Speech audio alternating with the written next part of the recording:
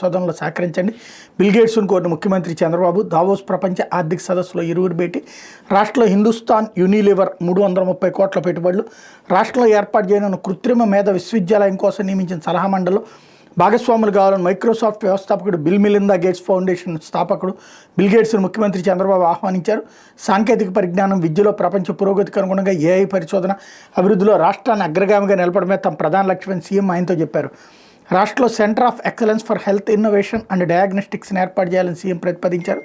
అప్పట్లో 1995లో ఐటీ, ఇప్పుడు 2025లో ఏఐ అంటూ బిల్ గేట్స్తో గత సమావేశాన్ని ప్రత్యేకించి గుర్తు చేసుకున్నారు అన్నటువంటి విషయాన్ని హైలైట్ చేశారు. ప్రపంచ దేశాల ఆర్థిక సదస్సు 3వ రోజున బిల్ గేట్స్తో సీఎం సమావేశమయ్యారు.